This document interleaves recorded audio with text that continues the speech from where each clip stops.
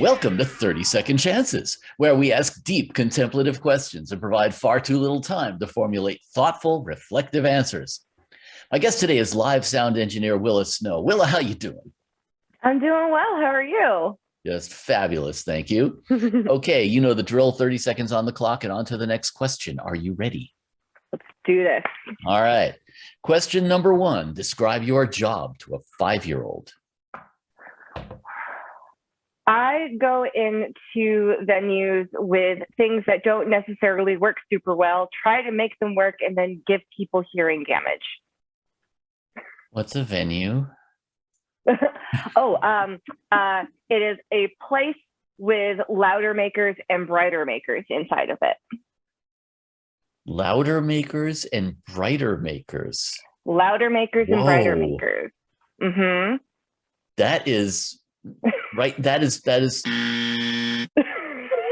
so precious. I'm going to remember those words forever. Okay, next question. What is the strangest gig you've ever had?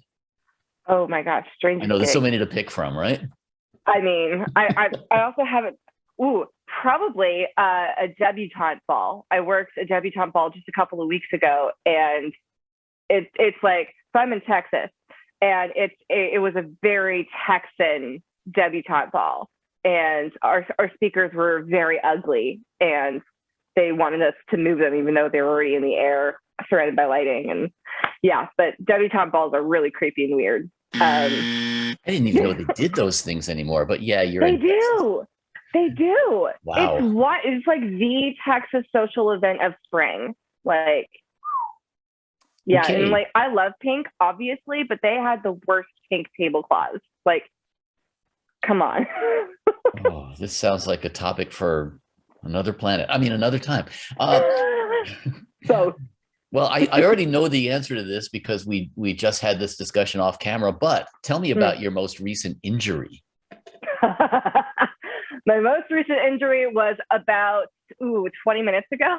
I had to give my cat a bath because she had explosive diarrhea all over the furniture last night, and I had to trap her and get her covered in shampoo that smells like oranges, and blood was drawn. Blood was definitely drawn, but she smells like oranges now, so. And you've left your DNA all over the place. I have. So I have more things to clean up now than I expected. Okay, next question. And this is great for you since you are in Texas. Tell me about your most interesting neighbor, past or current. I currently live across the street from a fraternity at Texas State. And it's a Phi Kappa Tau fraternity, and there's like 7 of them that live in this house, and they're very sweet. They're very.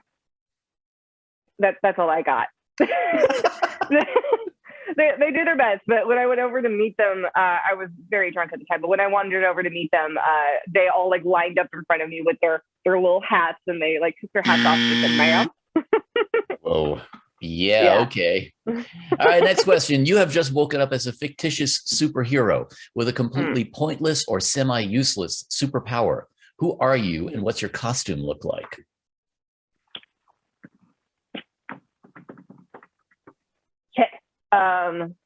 Okay. Pointless superpower. Something having to do with magnetic, probably. Like detecting magnetic poles, which I guess is mildly useful. And my costume would probably be some sort of disco ball sparkly thing because, I mean, magnets are like gray and iron colored. So probably something like silver graphite. I know, you could be credit card eraser woman. Yes, there it is. Oh my God. Yes, I love that one. Oh, okay, next question. What's the strangest thing you believed as a small child? Oh my God. This might be inappropriate. Am I allowed to be inappropriate? Oh, good. Just to give y'all an example of the household I grew up in, I believed that sex was straight up illegal until I was 18 and that I would be arrested. You didn't believe it until you were 18. You believed it was illegal until you were 18. I believed it was illegal until I was 18. Okay, let's clarify that, because otherwise, if you believed that until you were 18, you had a very stunted childhood. That concludes our regularly scheduled questions. I grew up in a very conservative household. They had me convinced that it was straight up illegal. Okay. That concludes our regularly scheduled questions. I'm now going to put 30 seconds more on the clock and allow you to either answer for me a question you wish I had asked, shamelessly plug something, pontificate on life, ask me a question, whatever you want. It's 30 seconds, and oh my God, it's all yours. We're in trouble.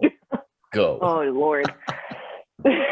Well, I'm still magnificently embarrassed by that particular fact. And now I'm wondering, like, if I should have picked something else, like made up something like this. Like, I definitely believed in the tooth fairy. I mean, everybody believes in the tooth fairy. Or maybe I should have like talked about how some Cthulhu-like monster was my best friend as a child or something. I don't know.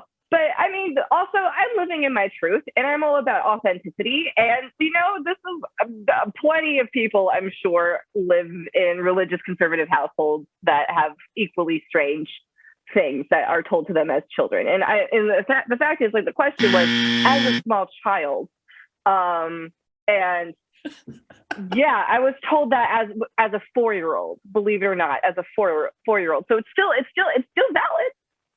I love the way you're taking this entire 30 seconds to backtrack on that last question. I'm so embarrassed. Are you kidding? It was great. Well, I'm glad it's entertaining. But like, I mean, you said I had 30 seconds. I had the only thing that was on my brain was like, holy fuck, I actually just said this in front of people.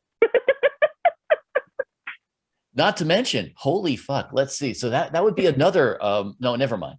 I'm not even going to go there, especially not when we just talked about religion. That's way too controversial. Okay. I mean, let's make some people mad. Let's do it. All right. Well, that concludes our show. And Willa Snow, thank you for being our guest. You're welcome. It has been quite a pleasure.